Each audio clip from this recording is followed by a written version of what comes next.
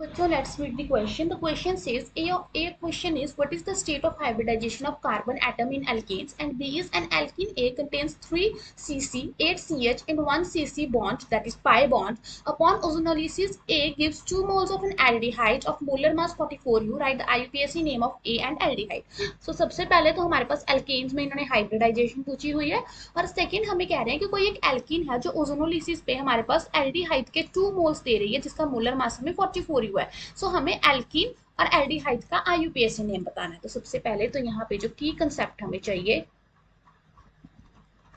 That is hybridisation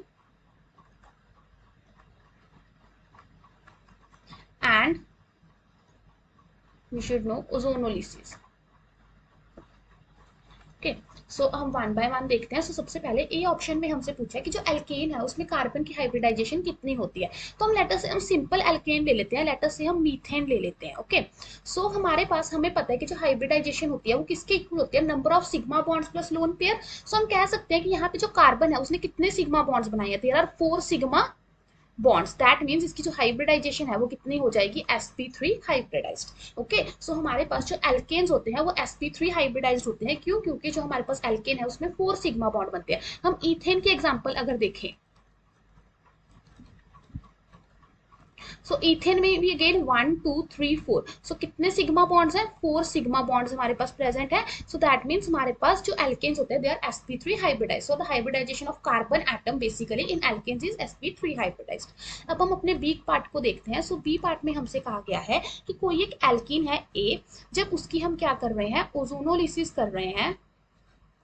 सो हमें क्या मिल रहा है, 2 moles of aldehyde. So we are getting 2 moles of aldehyde, और उस एल्डिहाइड का जो मोलर मास है हमें 44U दिया हुआ है. सो जिस एल्डिहाइड का मोलर मास हमारे पास 44 होता है उसका जो स्ट्रक्चर होगा वो कुछ इस तरह का होता है.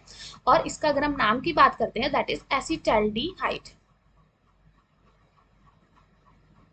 It's basically like this, acetaldehyde. और अगर हम इसके this is the common name, अगर हम आईयूपीएसी की नेम की बात करते हैं that is ethanal. I mean क्यों, क्योंकि इसमें एल्डिहाइड ग्रुप है, 2 कार्बन के लिए इथेनल. सो ये तो हमारे पास एल्डिहाइड है. अगर हम इसके मोलर मास को कैलकुलेट करें सो वो हमारे पास क्या आ जाएगा, तो देखो इसका जो फॉर्मूला बन जाएगा that is C2H4O. So that means हमारे पास कितना आ जाएगा, 2 कार्बन का हमारे पास कितना हो जाएगा, 2 × 12 प्लस 4 एंड प्लस 16. सो ये हमारे पास बन गया 44U.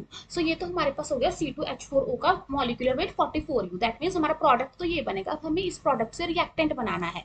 तो देखो हमारे पास अगर हम इस प्रोडक्ट को इस तरह से लिखेंगे,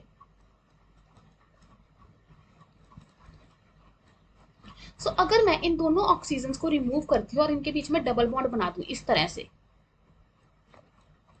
सो ये हमारा क्या बन जाएगा, रिएक्टेंट बन जाएगा. क्यों ये रिएक्टेंट बनेगा, क्योंकि अगर हम इस रिएक्टेंट की लेटर से ओजोनोलिसिस करते हैं, सो हम ओजोनोलिसिस किस तरह से करेंगे, कुछ इस तरह से ही करेंगे. हम ये डबल बॉन्ड को ब्रेक कर देंगे यहाँ से, और ये इस तरह से टूट के हमारे पास ऊपर वाला प्रोडक्ट ही बन जाएगा जो हमें ये चाहिए, दोनों चीजें. सो दैट मीन्स हमारा जो रिएक्टेंट होगा वो क्या होगा, this will be our reactant. और हमें इसका आईयूपीएसी नाम बताना था. So this is 1 2 3 4, longest chain 4 carbon की हो गई. That means but two ene. So हमसे कहा गया था क्वेश्चन में हमें आईयूपीएसी नेम बताना है ए का. सो ए हमारे पास हो गया but two ene and aldehyde हो गई ethanol, ethanal sorry. Hope you find the answer. Best of luck.